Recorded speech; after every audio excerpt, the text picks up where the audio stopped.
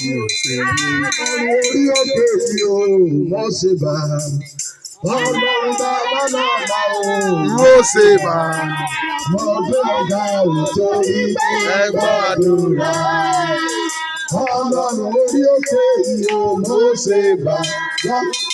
Ọlọ́run restoration o, mo ṣe bá. Mo gbé ọ̀gá òtórí pé ẹgbọ́n àdúrà. Sọ̀rọ̀ bàbá agbára mi máa tó ìwọ ni. Ẹ̀rọ sọ̀rọ̀ bàbá agbára mi máa tó ìwọ ni. Láyé wa kò dáwọ́ dúró. Àánú mi mo rí ìgbà. Oṣù tuntun láyé mi kò dáwọ́ dúró. Bó bá sáré ẹ wá máa lò mí. Oṣù tuntun tí Jésù mi ṣe. Wà wo tí Jésù mi ṣe. Wà wo tí Jésù mi ṣe. Bó bá ṣe mú mi lóore, àgbòwò rẹ̀ wọ̀ mí. Amen. Báwo la ti tó Olúwa?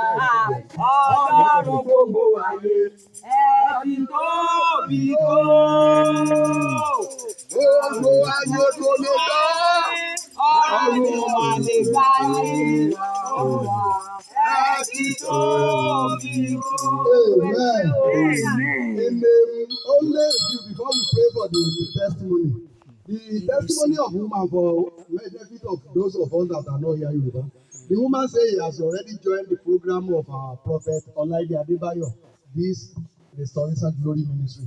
And the third time that he will come, what happened is that the husband just come and said, they have been crying about the two children they have, they want to enter university. He said, only my husband is the one that is working. Where will we, only this man will get money, feed us and still send it to. But to the glory of God, immediately he prayed. He wanted to go and do laborer work. The prophet said, no, you don't need to go and do laborer. Let's believe in this God. He will restore. And lo and behold, they have already given scholarship to the child that has been thinking, where will he get money? So for this glory thing that God has done in the life of our mother, before we pray, I don't know how many people who is expecting touchable, seeable, emptyable testimony. If you are also look for testimony, can you stand up on your leg when the prophet speaks to your life? Amen. Amen. Amen. Amen. Fún ìrìnàjò tẹ lọ, ẹ mọ́ borí rẹ̀ mọ́lẹ̀ ara o. Mo fẹ́ sọ pé náà ni. Ẹ fògó Mọ́mí wa tí wọ́n jẹ́rìí tí ò yá wá. ní ẹlẹ́kẹta tí wọ́n wá bí wọ́n wá mú mọ́mí kan wá. Mọ́mí yìí ọkọ wọn ṣubú ó fẹ́ gun ládà ó ṣe yẹ àgbàlagbà ní láti di 2 years. Wọ́n ládà. Wọ́n kàn rìn wọ́n tíráfù wọn dé.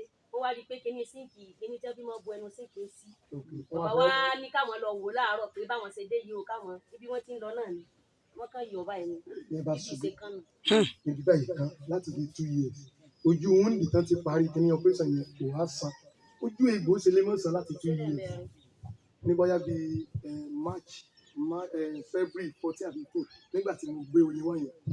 Mo bá ní ẹ̀mí Ọlọ́run sọ fún mi pé wọ́n mọ̀ fún kankan sí ẹsẹ̀ yẹn mọ́. Lọ́jọ́ kan tó kọ́kọ́ wá, ọjọ́ kejì náà bá pè mí, wọ́n ní dádì ò rí ìgbéyà pé wọ́n fẹ́ lọ sọ pẹ́sà, owó gbẹ lọ́wọ́ tiwọn, gbogbo ti wọ pẹ́sà, ọ̀pẹ́. Ni wọ́n bá pè mí, la bá débẹ̀ bíi 4:30. Mo bá gbàdúrà sí òró, mo bá dànù mi. Mo ní jẹ̀díjẹ̀dí yìí kì í ṣe ọ̀pá. Wọ́n lọ ẹ̀rí ìgbéyà, pàtó máa fi tó aago 4 lọ mí. Ẹ bá sọ pé ara dádì ń bá lọ, ọ̀rọ̀ dádì ti ṣe gálẹ̀ kan. Pàtó àfijọ́ kejì, wọ́n ní Ọlọ́run ó ti wò ó kè.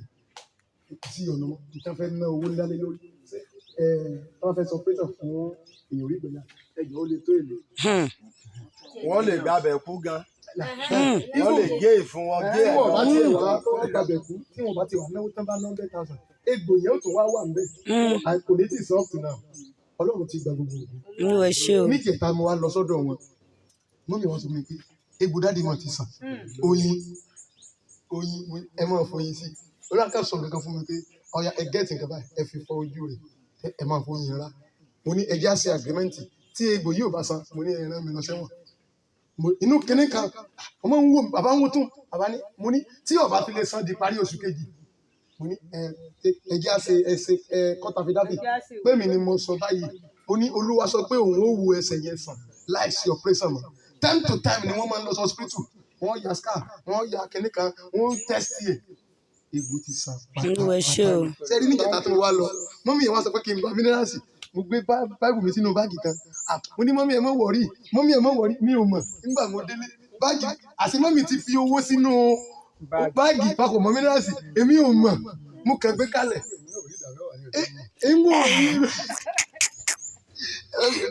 ẹ̀mú òdì ọ̀lẹ́ ìyá dé ìyá ní irin kí la fẹ́ dáná báyìí sìn mo ní Jésù ó ṣe mọ́ wọrí jàre kọ́ ọmọ mi kan wọlé ni èlò dádì ẹ̀rọ ẹ̀sìn ẹ̀kúrìn yẹn kan ṣe é kẹ́ẹ̀kì báàgì yín mo ní báàgì mi ìgbèrí mi náà lọ́dẹ̀ wà mo ní.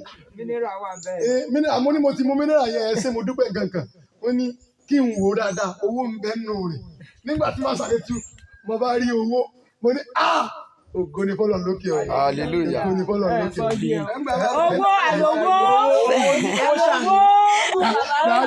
dádì ìdáhùn sí ohun gbogbo ìdáhùn sí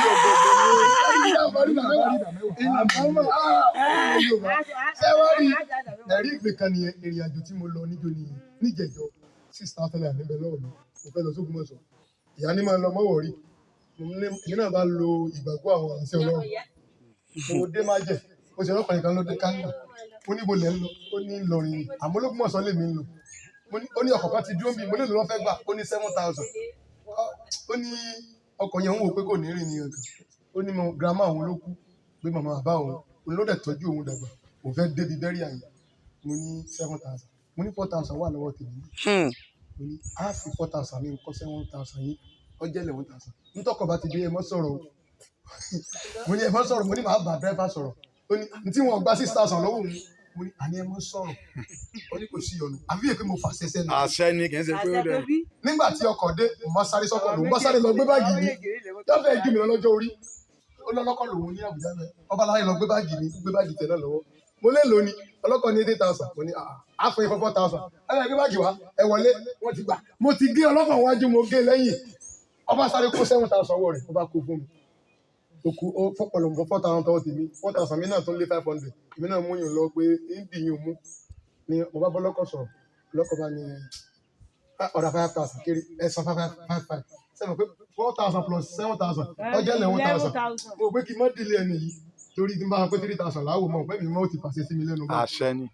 bọ́kọ̀ sí gbé wa nù nígbà tó ń kẹ́ ní àbọ̀dá èyí tẹ́ wálẹ̀ lóògùn ọ̀sán bó lẹ́sìn lè sí mi Jésù ó ṣe èyí ti gbìyànjú kan bí mo tiẹ̀ ti dé oko lówó mo ti dé lọrin ó bá tó mọ fún mi 500 mo ládùú àgbà fẹ́rí ń bọ̀ pẹ́ àti wàmí ìbí aago mọ́kànlá alẹ́ lọkọ̀ sọ̀wọ́ ọ̀rọ̀ àjókòó onínú 1,000 yìí yẹ kí n jẹun wọ́n dẹ̀ ń gbé Ògbómọ̀ṣọ́ níbẹ̀ ní 2,000 mo lọ yẹ kí n jẹun 1,000 torí ebi ń pa mí ó bá ní kí n ṣe indomie méjì wọ́n ní 600 ó ní ẹ̀ka 500 wọ́n láwọn ọ̀gbà mo bá mú ọ̀rọ̀ búrẹ́dì ó kú 500 lọ́wọ́ mi bẹ́ẹ̀ mo gbọ́ tí ìyá kan pariwo Ògbómọ̀ṣọ́ mọ́ ń lọ ẹ̀dá kan ẹ̀ ṣàánú mi ọ̀fẹ́ wọ tírélà àwọn ọlọ́pàá láwọn ò gbé wọ́n sá sọ̀kalẹ̀ yá àwọn kan Haúsá kò gbé ìbò mo gbọ́ èmi náà gbọ́ ìbò díẹ̀díẹ̀ mo gbọ́ Haúsá díẹ̀díẹ̀ mo bá bá a sọ̀rọ̀ yá bá ní sọ́kùnmọ̀ṣọ́ lẹ́yìn mo lókùnmọ̀ṣọ́ ni mí ó ní ọkàn mi balẹ̀ àjọ máa lọ ni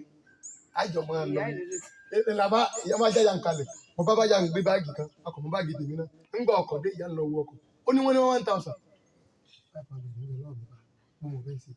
ìyá ni ẹja lọ ṣé mo kún mọ̀ sọ̀rọ̀ ẹ̀ lọ ṣé mo kún mọ̀ sọ ni yóò ṣe sanwó ọkọ̀. Bẹ́ẹ̀ ló ń ṣe oníṣẹ́ ìyanu. Bẹ́ẹ̀ ló ń ṣe oníṣẹ́ ìyanu. ni ó ṣe máa ń ṣe nìyẹn bẹ́ẹ̀ ṣe máa ń ṣe mo yin nìyẹn. Ọlọ́run lógo nígbà mo délé kò kówó tí màá mọ̀ náà mo kàn fúláṣì ọ̀rẹ́ mi àṣọ ti wọlé lórí ìlówó lórí fóònù ọba wa gbé mi lọ léèrè oorun tí mo sùn báyìí tí èsè ju ó ti ṣe ráìsì kó ẹran sí orí rẹ̀ ọ̀rẹ́ mi jẹ́ sáré pé ọmọ yín lọ sùkúù mọ̀ ń bọ̀ ní ìsìn kò lè lọ bí kankan ó fọkàdà gbé mi káàkiri nígbà tó wá fẹ́ jáde ọ̀rẹ́ mi bóyá fẹ́ ra nǹkan bá kó 6,000 fún mi. àwọn ọmọ kìnìún. sẹ́rí calculation ìrànlọ́wọ́ tí mo rí nílé yẹn nílé nìkan mi ò sọ bíbá yìí ọlọ́bí 38,000 30 èmi nìkan bíi 30 mo ní Ọlọ́run ọmọ ṣe o tó nígbà mo fẹ́ wá owó tó gbé mi débi bíi 30,000 ní ìdẹ̀ mọ́ owó kankan délé àwọn náà wọ́n bọ̀ mí ẹnìkan tí wọ́n lọ́wọ́ ní máa dáhùn fún sẹ́ẹ̀ máa dáhùn fún ọkọ̀ọ̀kọ̀ ilé oúnjẹ kan tó gbé mi lọ Ògbómọ̀ṣọ́ ilé oúnjẹ tó wọ́n ní ọba ní ká fún mi lóúnjẹ mọ́ ná 2,300 èmi náà tí ìlú kan mo ní èyí ti pọ̀ jù fún mi ìrètí pé kí n máa dá sẹ́yìn yẹn pamọ́ ó lè gbé mi padà ó ní àní ẹ jẹun èlò ní ògbé yín dàbújá náà mo ní tí n bá rí 10,000 láwọ̀ sọ́lẹ̀ ó ní máa fún yín ọ transfer 10,000 àkáǹtì mi. sáà jẹun lọ. mo sá jẹun ọ̀rẹ́ mi ń tọ́jú mi ọ̀rẹ́ mi bá ti fẹ́ lóko ọ̀rẹ́ mi ẹgbà yóò fún mi 5,000 yóò fún mi 3,000 lẹ́nu kọ́kànlélógún kí n dé yóò sì dáná fún mi mo ṣàdúpẹ́ lọ́dọ̀ Ọlọ́run pé ó fún mi ní ojú rere mo rí àánú gbà kò sì jẹ́ kí n dòkú ó fọ́ gbogbo kó sì kú gbogbo ìpinnu ọ̀tá lórí ayé mi ó bàjẹ́ kò jẹ́ kí n dòkú lọ́jọ́ tó ní mo ní fọ́lọ́ lórí ọ̀rọ̀ mo dúpẹ́ lọ́wọ́ Ọlọ́run. mélòó la fẹ́ ka nínú oore tí bàbá ṣe mélòó la fẹ́ sọ nínú oore tí bàbá ṣe kábíyèsí ó ju yanrìn òkun lọ mélòó la fẹ́ ròyìn àfi ká sá máa dúpẹ́ oore rẹ̀ máa pọ̀ ó ju yanrìn òkun lọ mélòó la fẹ́ ròyìn àfi ká sá máa dúpẹ́. àánú lárí gbà ó àwa ò máa lóhùn ìṣògo. máa dúra àgbà pàwẹ́ ayọ̀lẹ̀ ìwà mímú wa ò pé wọ́n. àmọ́ ó sì náà ṣe bẹ̀ Olúwa ń kọjú sí wa ó ṣe wá lóore. bàbá ó bá ṣe pé tìwé kíkà lọ́lọ́run fi ń ṣàánú àánú ò ní ẹ̀bà kan rú àwa ò láyé tó bá ṣe pé tèèyàn níní lọ́lọ́run fi ń gbé ní ga ìgbéga ò ní ẹ̀bà kan rú àwa ò láyé tó bá ṣe pé mímọ̀ ọ̀rọ̀ sọ tó bá jẹ́ tẹ̀wà níní lọ́lọ́run fi ń ṣe ní lóore oore ò ní ẹ̀bà kan rú àwa ò láyé ṣùgbọ́n a rí àánú gbà èyí tó kọjá òye àwa bàbá ọlá ti lẹ́yìn wá.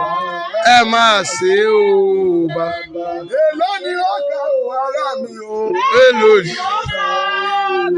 ẹja randọ ẹja randọ. lónìí ó kà ó. nínú oore rẹ ṣé oore ìyè. ṣé oore nínú ṣé oore ìyàwó mi ṣé gbogbo ètò ọ̀yọ́ sísọ yẹn.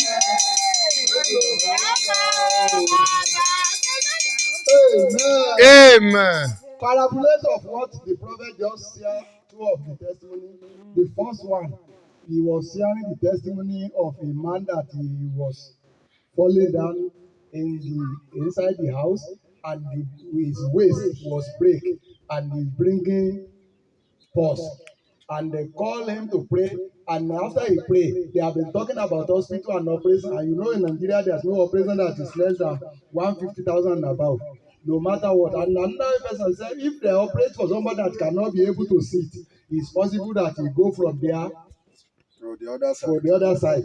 But what we discover is that as prophet pray over the matter, lo and behold, today testimony has come. The man has healed and is alive today. His own again is that immediately he want to travel for a purpose in Ogbomoso where he come from. There is no much money. He just struggle to manage to get money. But on the way, somebody helped him hard with his transport. And when he landed, on his way coming back, no transport, a lot of people meet him. Over 38,000 was entered. Somebody 10,000, 5,000 like that, and they gather the money. And he come back, somebody that doesn't have the money to leave the village, come back with some money. I believe that these 14 days, the testimony that make us to stay long here is as a leader.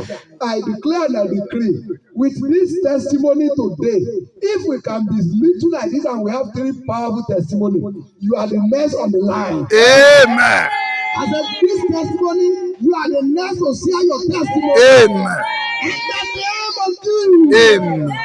And I pray for everyone that share the testimony today, that this testimony will produce more testimony for you and for the people under the sound of my voice. In the name of Jesus. Amen. Everyone watching in the net, because of the power that God gives the restoration ministry, everything that you have lost this morning, heaven will restore in the name of Jesus. Amen. If you are sick, receive your healing now. Amen. If you are barren, be fruitful now. Amen. Everyone that is looking to God for any position, receive now. Amen. Every minister of God, men and women in this mountain and under the sound of my voice, I speak by the authority of heaven that your ministry will speak in the name of Jesus. Amen. That visa will give you a provision. Amen. In the name of Jesus. Amen. Father, we thank you for this opportunity. We thank you for today. We bless you. Amen. And we believe that more testimony will come. Amen. In the name of God the Father, Amen. God the Son, Amen. God the Holy Spirit. Amen. Jesus' wonderful name we pray. Amen. Can we rise up and share the grace and fellowship?